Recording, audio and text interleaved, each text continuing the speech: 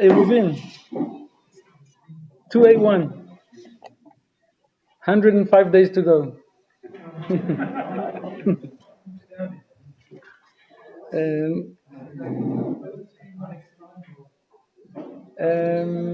I think it's around October, maybe something. Okay, 3 months. Yeah, 3.5 months. Right. Yes.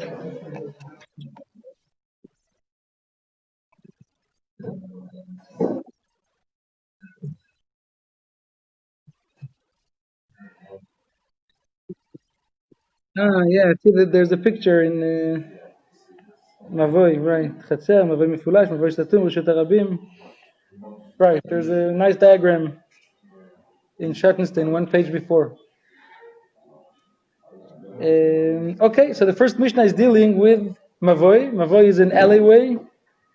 Biblically, Rashi explains that Mavoi is a private domain.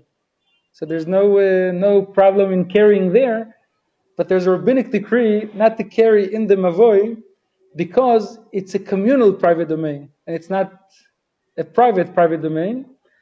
So the rabbinic enactment is that two things must take place. One is shitufei mevot, they must collect bread or food from all the residents and put it in one courtyard as a communal thing to make them all one entity. And also in the opening, because the Mavoi is surrounded by 3 walls, but the 4th side is open, so there's a need for a lechi, a side post, or a korah, crossbeam. So that the Gemara will discuss later. But the first Mishnah discusses the height of the crossbeam. So when it speaks about Mavoi, it refers to actually the crossbeam placed over the entrance to the alleyway. Shu gavoa lemala me-20 amah. If it's higher than 20 amot, yama'et. One must decrease the height.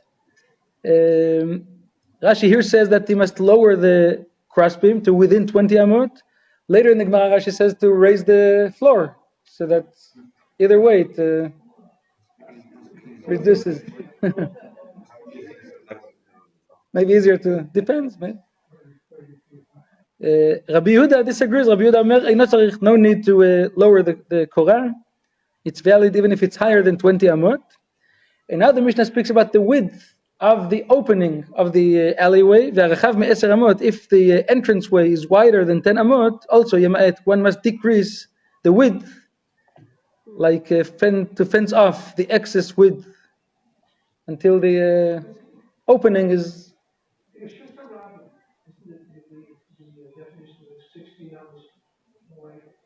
Right.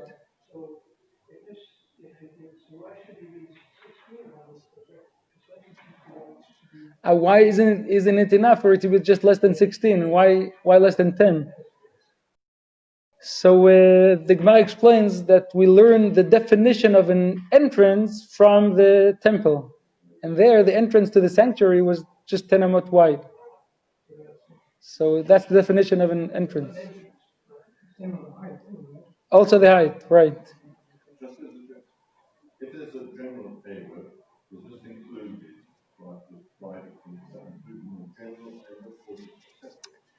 the general eruv consists of 2 things. One is the tzurat petach, like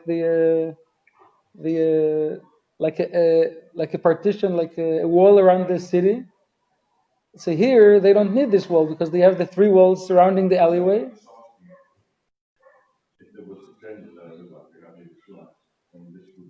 Yeah, so that covers all the area within it. Yeah, because if there's 4 surrounded by.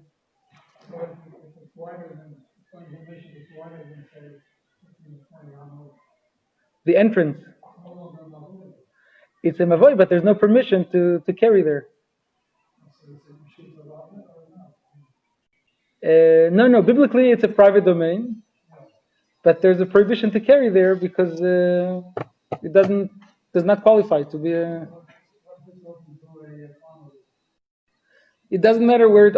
It's the entrance must be less than 10 amot wide. If the wide entranceway has a tzurat petach, and that's a post at either side and a crossbar on top, then even though it's wider than 10 amot, there's no need to decrease the width. Tzurat HaPetach is considered a valid entranceway, regardless of its width. You said biblically it's a private domain. Right. So why does the discussion not start with that aspect? Because if you talk on the biblical level, so then there's nothing to talk about. It's a private domain. You can carry there whatever you want.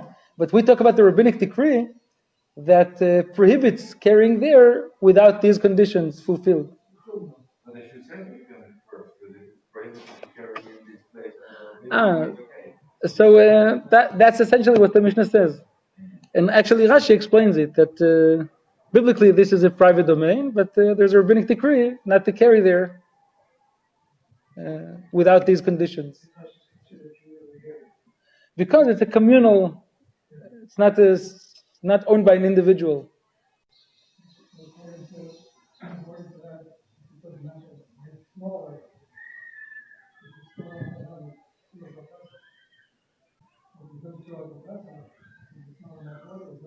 No, if there's no Tzurat HaPetach, depends on the width of the entrance.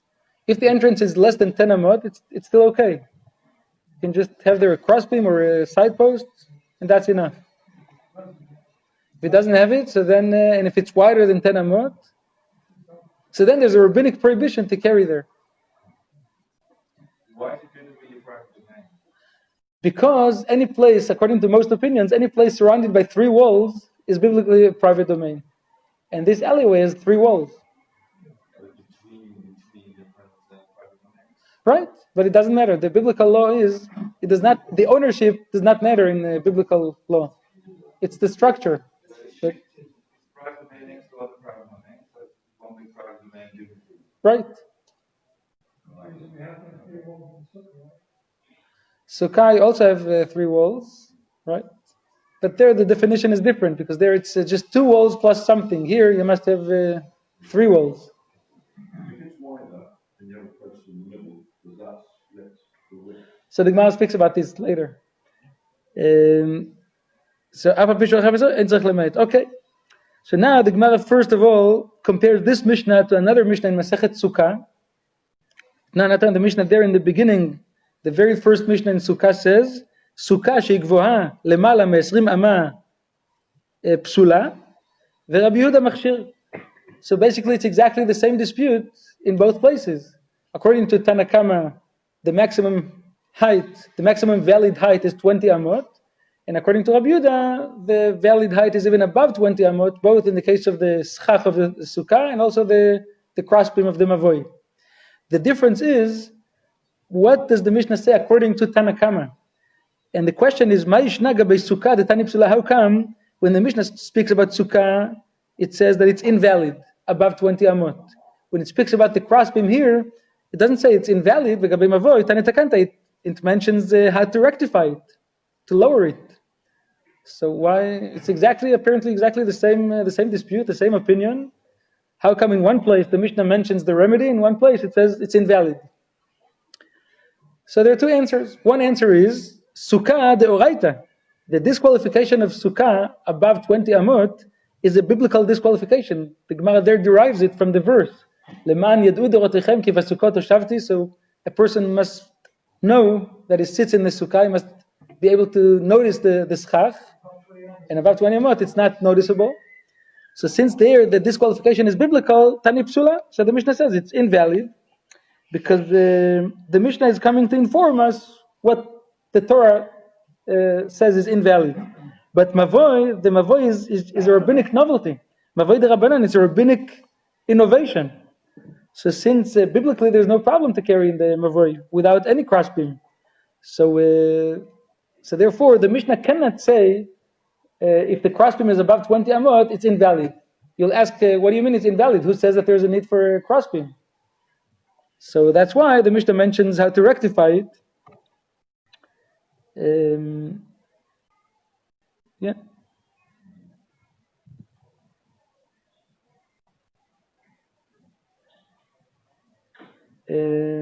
Okay, that's one explanation. Alternatively, the Mishnah could mention the remedy even in case of a biblical disqualification.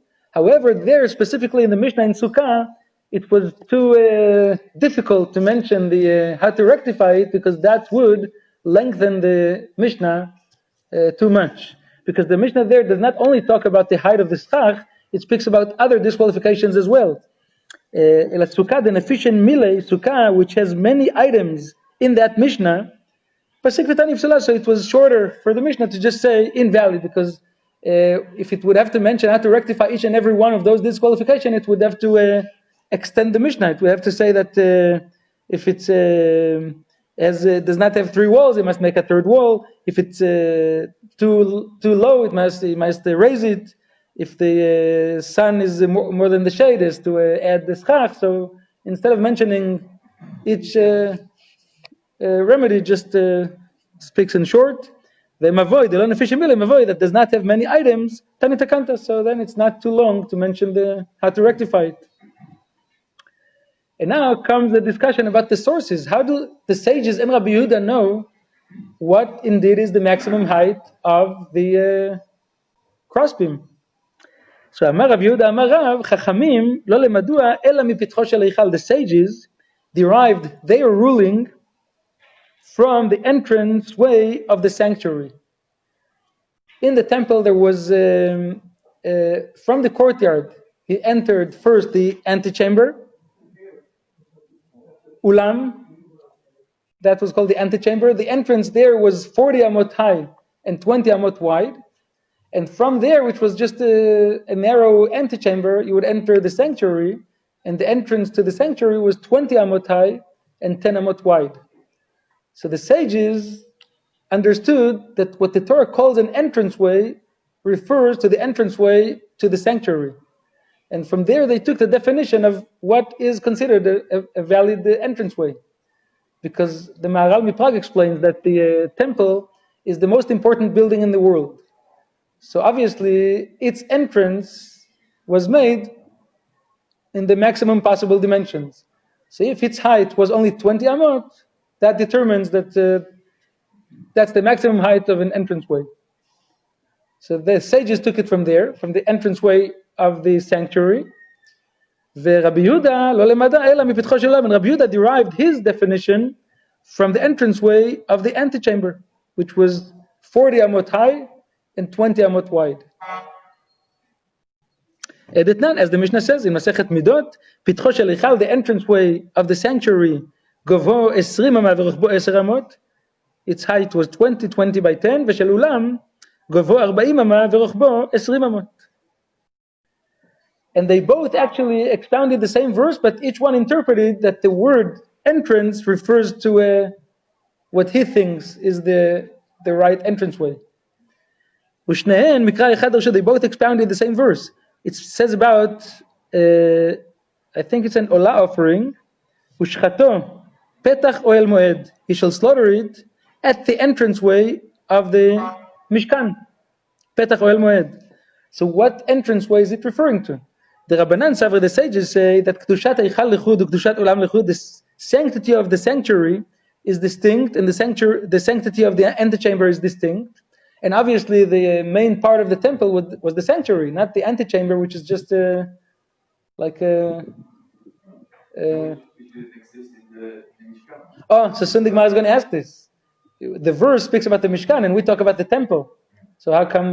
So Sunday Gemara is asking this, but anyway, the sages understood that the sanctity of the sanctuary is the main place of the temple, and when the Torah speaks about the entranceway, it refers to the entranceway of the sanctuary. V'chiktiv petach oel moed eichal ktiv.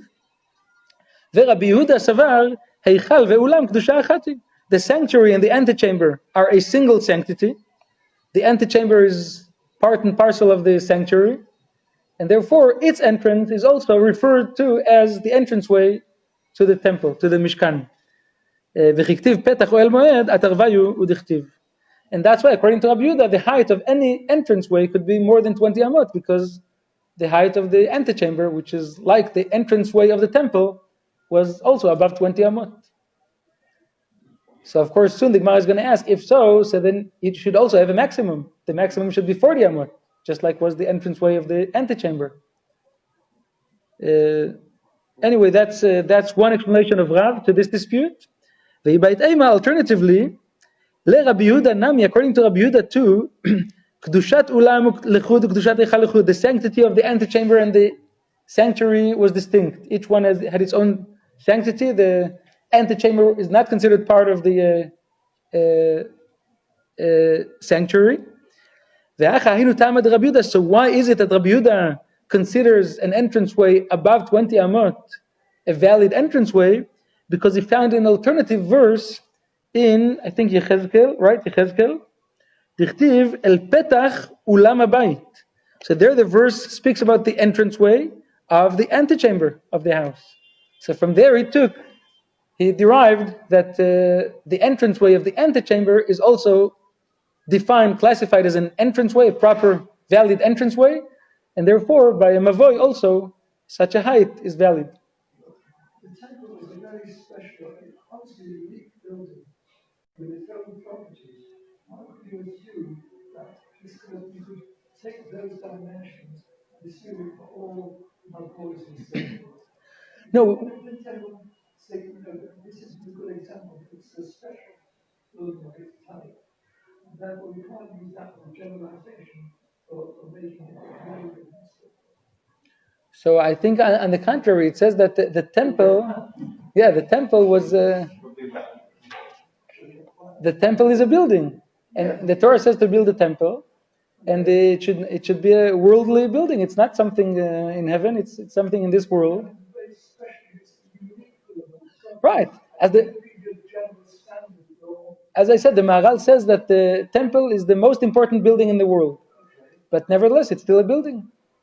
And from there we can derive what is the Torah's definition of an entranceway. Because the Torah's definition for the building of the temple is not different from other buildings. It has a common... Right, the maximum height is 20 amot according to the sages. And that's what the Maharal explains, that if an entranceway higher than 20 amot was considered a valid entranceway, so then obviously the temple would have that... temple has the maximum... The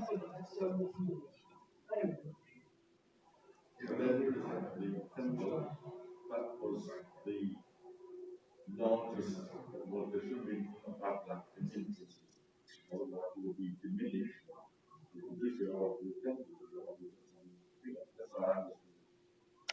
Yeah, but there's no prohibition for one to build for himself a mansion in the same entranceway, the same height as the entranceway of the temple.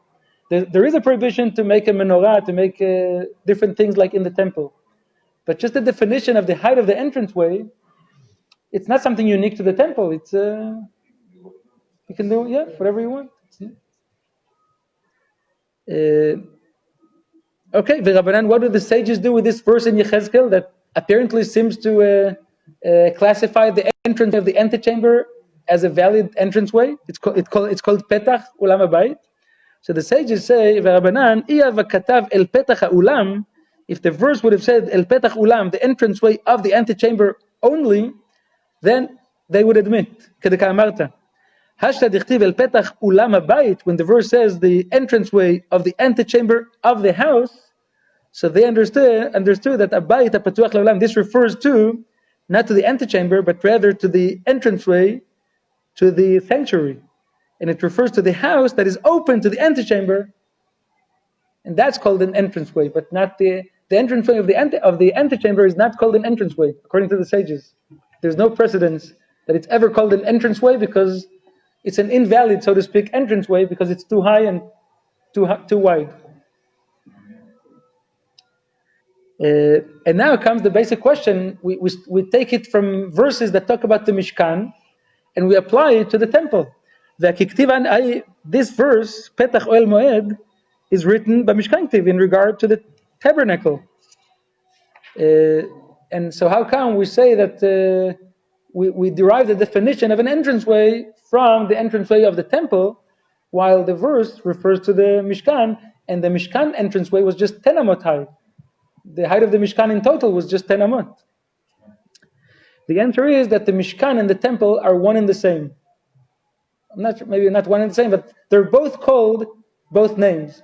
the Mishkan is also called Mikdash, and the Mikdash is also called Mishkan. So they basically essentially are the same concept. Ashkechan Mikdash, Mishkan Deikre Mikdash, we found that the Mishkan is sometimes also called Mikdash, Mikdash Deikre Mishkan. They're both called by both names. So when the Torah says Petach Oel Moed, the entranceway of the Mishkan, it actually refers also to the entranceway of the Mikdash, of the temple. And how do we know that? That we must say that because the Ilotei Ma'ach, if you don't say that, so then Had Amar Rav Yehuda Amar Shmuel. There's a ruling in Masechet Zvachim. Shlamim sheshchatan, if one slaughtered a Shlamim offering, Kodem Ptichat Daltot HaEchal, before the doors of the sanctuary, the gates were opened, Psulin. That offering is invalid. How does he know that? Sheneemar Ushchato Petach Oel Moed. The same verse. That it must be slaughtered at the entranceway of the Mishkan. Bizman sheptuchin. This implies that the doors, the gates must be open. V'lo bizman she'en neulim. How could he derive a law in the temple from a verse that speaks about the Mishkan? No, v'akiktiv hai b'Mishkan ktiv. Petach Oel Moed. Oel Moed is the tabernacle. So how can he learn from there that the gates of the temple must be open? Rather, Ela Ashkechan Mikdash Deikre Mishkan Mishkan Deikre Mikdash. We must say that both Mishkan and Mikdash are one and the same, and all laws that apply to the Mishkan apply to the temple, and vice versa. The size of the oil is 10 amos. The entrance of the temple of the sanctuary was 20, right? And the height of the antechamber was 40. Yeah. So, it was double and double, right? 10 to 20 and 20 to 40. But it comes derived from the Mikdash, not from the Mishkan. Right, because the Mishkan and the Mikdash are the same concept. So, right, any verse that speaks about either one of them refers to both. And now the Gemara brings the sources. Bishlama Mikdash Deikre Mishkan. We found that the temple is called also a tabernacle. Dichtiv, this is written in the blessings in Parashat Bechukotai. And one of the blessings there, in Bechukotai Telechu, V'natati Mishkani Betochechem. I will place my Mishkan, my tabernacle, in your midst. Now that obviously does not refer to the Mishkan because the Mishkan was already there when these verses were said by Moshe Rabbeinu. So V'natati Mishkani Betochechem, this refers to the temple that will be built if we were to follow the Torah. Ela, the question is, Ela Mishkan Deikra Mikdash Menalan. Where do we find that the Mishkan was also called Mikdash? If it's the verse that says, Ila imam edichtiv, v'naseu ha-kehatim, nos'ei ha-mikdash, ve'ekimu et ha-mishkan ad bo'am, so it speaks about the kehatim, the Levites, that were carrying the Mishkan, and it says, v'naseu nos'ei ha-mikdash, that they were carrying the Mikdash, and you want to say that this refers to the beams of the Mishkan, and here we found that the Mishkan is called Mikdash. This is incorrect, because Kehatim, this family of Kehat, they did not carry the beams of the Mishkan. They carried the holy ark and the holy vessels. So, that Nos'ei HaMikdash refers to the holy things, not that the Mishkan is called Mikdash, the holy ark. Rather, we derive it from the commandment to build the Mishkan, and there it says, ve'asuli mikdash ve'shachanti betocham. So when Hashem commanded to build the Mishkan, he says ve'asuli mikdash. So he called it Mikdash. So there we found it. Okay, so far so good. We have sources for both Rabbi Yehuda and the sages, the maximum height of what's classified as an entranceway, either the entranceway of the sanctuary or the antechamber. But now comes a question about the width. Yes?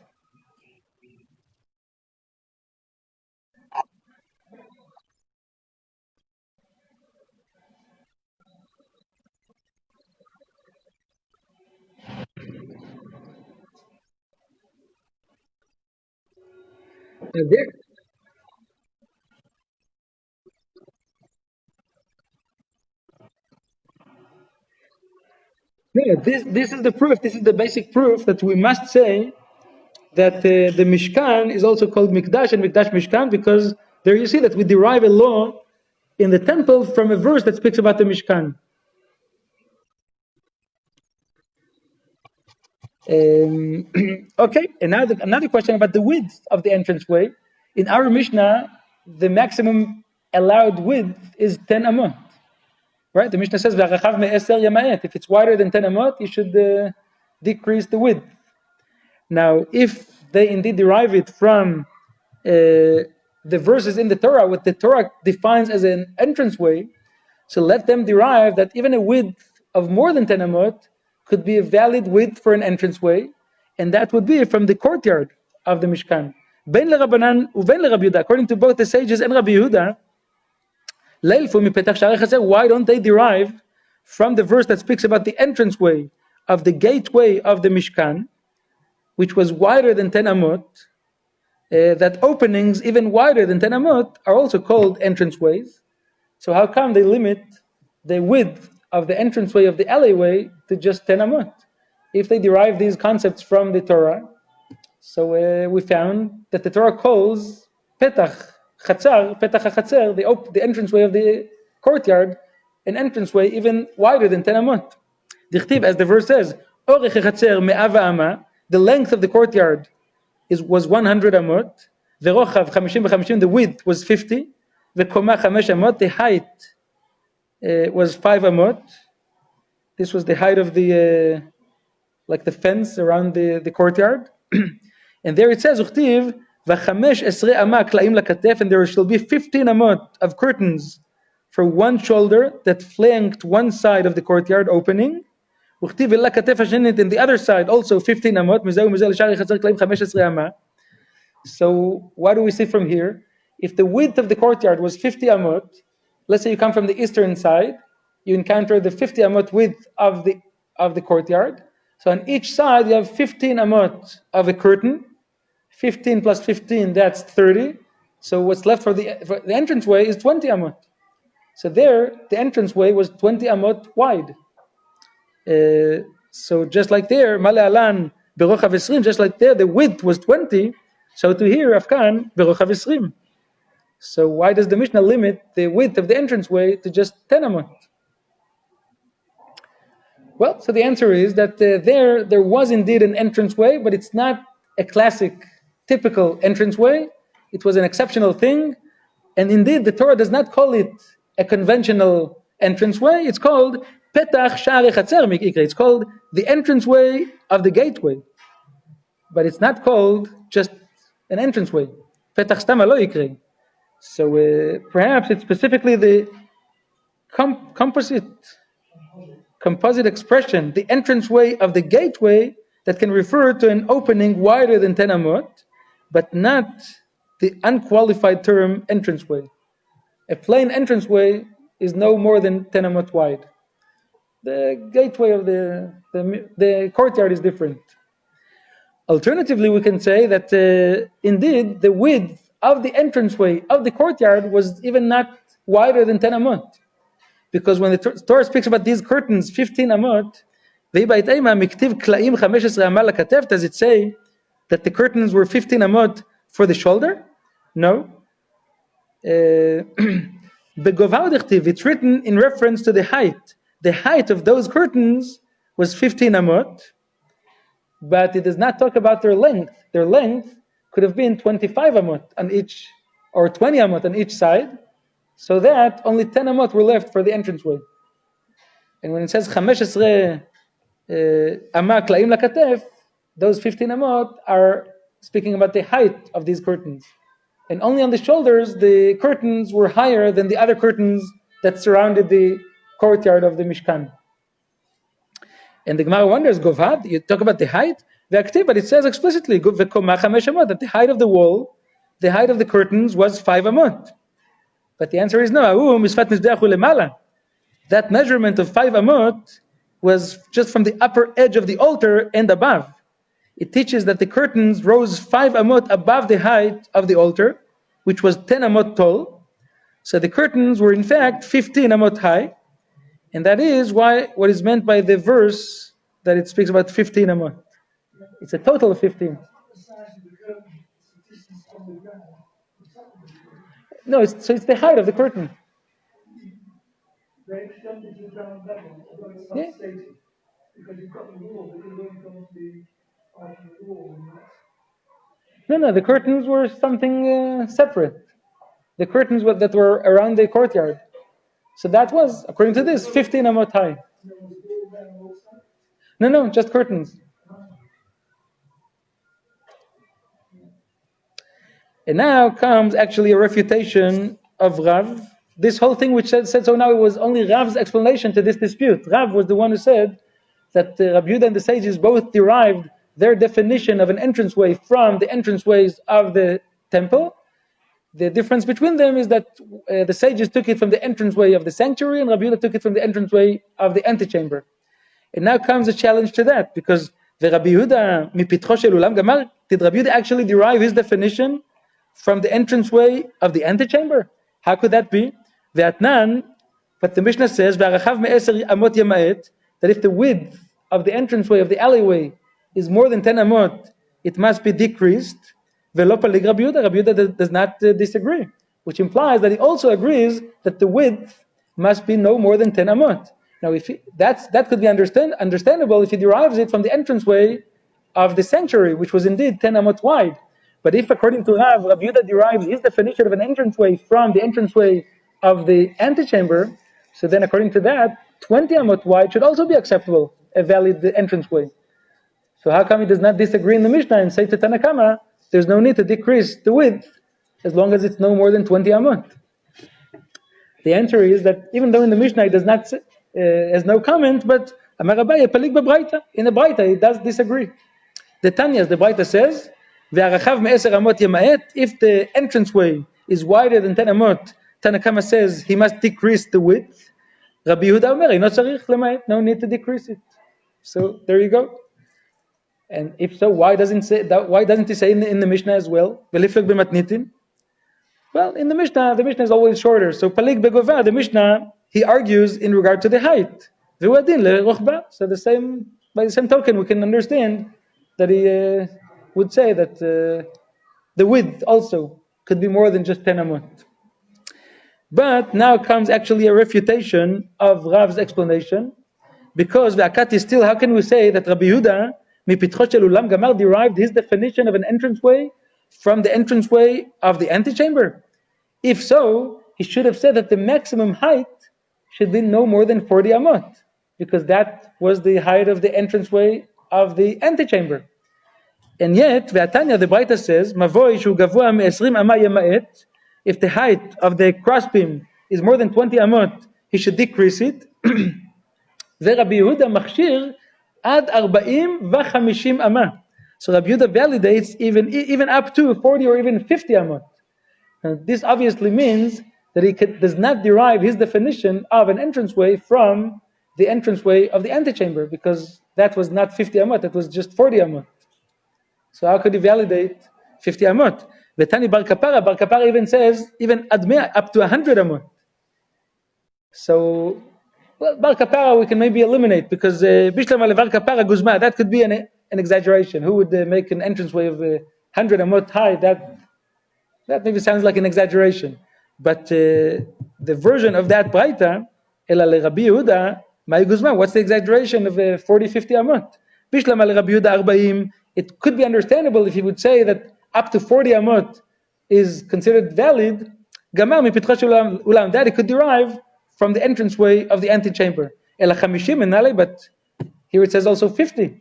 So where did he derive 50 amot from? So obviously this refutes Rav's explanation. It's impossible that Rabbi Yehuda derived his definition of an entranceway from the antechamber, because if so, he would not have validated a height of more than 40 amot. So we must say that Rav was mistaken in his explanation. And now Rav Chisda comes and tells us what caused Rav that mistake. Amar Rav Chisda, how matnita at ita Rav. This following Braita is what misled Rav to say that Rabbi Yehuda derived his definition of an entranceway from the antechamber. Because the Braita says, the Braita explains the opinion of the sages, and it says, Mavoi shu gavoa me-20 ama yoter mipitcho shel eichal yema'et. So this Braita mentions explicitly, according to the opinion of the sages, that the height of the entranceway of the alleyway should be no more than the height of the entranceway of the sanctuary. So Rav thought that just like the sages derived their definition from the entrance of the sanctuary, so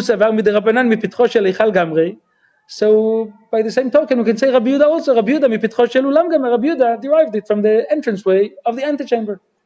That's what misled Rav. But in fact, that's an incorrect conclusion. Velohi. Rabbi Yehuda mipitcha de melachin gamar. Rabbi Yehuda actually derived his definition of an entranceway not from any Torah source, just from entranceway of kings' palaces, which are generally very high, without a limit. They could make them whatever they want, 40, 50, 100 amot. Tashvat Arosh and Gaon Yaakov add that we find scripture referring to the entrances of palaces as entranceway. So there's also a Torah source that's called an entranceway. The palaces of King Solomon and Achashverosh. Do they still make them entranceways so high in the palaces? Have you been to one recently? No, not even that recently. But some people were in England. No, there's palaces in Buckingham. Yeah. Yeah, but it doesn't make many years ago. It's now. Nowadays they only. They used to make them higher when you see the Ah, ancient ones. Yes, Roman, Greek, they make them. Yeah. No, so you see, today's kings are not what they used to be. Okay, and now so this refutes that explanation. And now the question is, the Rabbanan, the sages, if they indeed derive their definition from the entranceway of the sanctuary, if so, libaud latot, let them require that the entranceway of the alleyway should also have doors, just like was the entranceway of the sanctuary. There were doors. And yet, alamatnan, and the Mishnah says later, echsher mavoy, what should be there in the entranceway of the mavoy? Beit Shammai omrim lechi v'korah, there must be a lechi, a side post, and a crossbeam. Ubeit Hillel omrim, either one, lechi or korah. But nobody requires doors. Now, if indeed the source of this definition is the entranceway of the sanctuary, so how come without doors it's a valid entranceway? The answer is that the doors in the temple were not an essential part of the entranceway. There, and they were just made there for privacy, modesty. So they were not made in order to block intrusions into the sanctuary, but only to give an aura of privacy, as befits to sacred a place. So that's aura. Right. No. In other places, you could claim that the door is like an essential component of the entranceway. Without a door, it's not considered a valid entranceway. But we say no, the doors were not an essential component. It's just like by the way. Didn't we say in Scottish that they used to close the doors, and that they had the guard or doors being on to close the doors? In the temple? Yeah. Yeah, of course, every night they close the doors, and every morning they open them. Yeah, but they're not needed for the definition of an entranceway. Even without doors, it would have been defined as an entranceway. Okay, they had doors for other purposes, but not for the definition of an entranceway. It was, and now come a few questions about this. If so, ela me'atam, if indeed the sages derived their definition of an entranceway from the entranceway of the sanctuary, so then lo tehani le tzurat hapetach. So then even tzurat hapetach should not be effective for an entranceway wider than 10 amot. The Mishnah says that the entranceway must be not wider than 10 amot. However, if there is tzurat hapetach, 2 posts and 1 crossbar, so then it could even be wider than 10 amot. But if they actually derive it from the entranceway of the sanctuary, there was a doorway frame, there was tzurat hapetach, and yet it was only 10 amot wide and not more. and yet we have in the Mishnah, Alamatnan, im yesh lo tzurat hapetach, if this entranceway, which is wider than 10 amot, has a tzurat hapetach, af al pi sherachav 10 amot, even though it's wider than 10 amot, there's no need to decrease the width. But how come if we derive it from the sanctuary, so there was tzurat hapetach, and yet it was not wider than 10 amot? So the answer is that since we're talking about Rav's explanation of this opinion, indeed, Rav says that there's no problem. Rav Yehuda once taught Rav's son, Chia barav, Kamed Rav, in the presence of Rav, that there's no need to decrease the width of the entranceway in case there's tzurat hapetach. But Rav told him, no, teach him that you must decrease the width even though there is tzurat hapetach, because we derived the definition of the entranceway from the sanctuary, and there it was not wider than 10 amot, even though it had tzurat hapetach, and the same applies to the entranceway of the mavoi. So I see we're still early, so maybe we can continue a bit. But the question is, if so, another question in this explanation, Ela me'ata, if indeed the sages base their ruling on the dimensions of the entrance of the sanctuary, so then lo tehanele amaltera. So then amaltera, which they translate as a prominence, should not be effective to validate it, even if it's higher than 20 amot. A prominence is a projection from the korah, that crossbeam, that draws special attention to it, making it noticeable even at heights greater than 20 amot. How do you call it? Cornice. Okay, like a decoration, like that attracts the eye. And the Mishnah later says that the Mishnah in Masechet Midot says, the sanctuary entrance had the prominence, and yet was only 20 amot high and not more. As the Mishnah says in Masechet Midot, 5 prominent crossbeams of oak tree, were on top of the entrance, the type of oak rich in gallnuts. Each one above the other and one above the other. And yet, our Mishnah holds that if the entranceway of the alleyway has such a prominence on top of the crossbeam, so then it can even be higher than 20 amot and yet valid. But if we derive it from the entranceway of the sanctuary, so there was such a prominence, and yet the height was not more than 20 amot. Well, but the Gemara now challenges this and says, "V'ai ma'it yuvta." But what's the challenge? Dilma kitanya, maybe that Mishnah that says that there were prominence there, the amalteraot ba'ulam tanya. Maybe it was only in the entranceway of the antechamber. The sanctuary entranceway did not have these adornments, and therefore its height was only 20 amot. But if it would have had these prominences, it could have been indeed more than 20 amot high. Well, but this is now rejected because we can assume that the architecture of the sanctuary entranceway was the same as the architecture of the antechamber entranceway. So the sanctuary entranceway also had these prominences. We can assume that also. And yet, Alama, Amar Rabbi Ila, Amar Rav, Rechava, Arba'a, Afal Pishaina Bria, the Korah, the crossbeam, if it's 4 tfachim wide, then it's always valid regardless of its thickness. And if it has a prominence, even if it's higher than 20 amot, there's no need to lower it, to reduce its height. So comes Rav Yosef and says, Amar Rav Yosef, Amaltera matnitai. This ruling that a prominence validates a korah higher than 20 amot was wrongly attributed to Rav. It's actually a braita. So Rav never said it. He never contradicted himself, because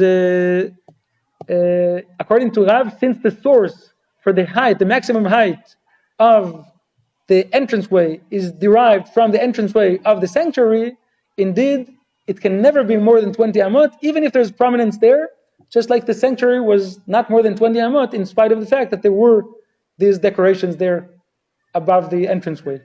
When we're just talking to the underneath part, in the beginning, we're talking about the underneath. So what was on top, don't take me back from the top to the beginning. No, now it speaks about what's above the. What I'm saying is that the argument why the argument that happened when we talked about 20 in the beginning to the underneath. The underneath. In the beginning, the beam across, just took underneath. Right. Not yet, but later the Gemara speaks about this. Now the Gemara brings it from later. That if there's a prominence above the lintel, like a lintel, so if above that there's decorations which attract the eye, so then it could even be higher than 20 amot. But now Rav Yosef says that Rav does not disagrees with that. But maybe we can continue just a few more lines. Man Katanela, who is the Tana who says that? That such a prominence validates a height even higher than 20 amot. Amar Abaye, ve'achama brei de Rabba bar Avua Katanela. But the Tana who taught it was Chama, the son of Rabbi Avua. He's a reliable source. And even if it's a Braita, v'tevem amalter amatnita v'tikshel Rav, but still it should be difficult to Rav. Because according to Rav, there should be never a valid entrance above 20 amot. So Rav can answer it to you. Amar lecha Rav, dal ana me'acha. Says Rav, forget about me. Remove me from this. Let's assume that I never said anything without my explanation. Would there not still be a contradiction between the Braitot? Matnaita milokashana adadei. I mean, one Braita says that the height could be maximum 20 amot and no more, and another one says that if there's a prominence there above it, it could be even more than that. So you're forced to say that there's a Tanaic dispute. If the sage's source is from the sanctuary entranceway or not. So okay, so according to me as well, it's a Tanaic dispute. There's no so it's not a refutation of Rav, it's just to say that he follows one opinion and there's a disagreeing opinion. Okay.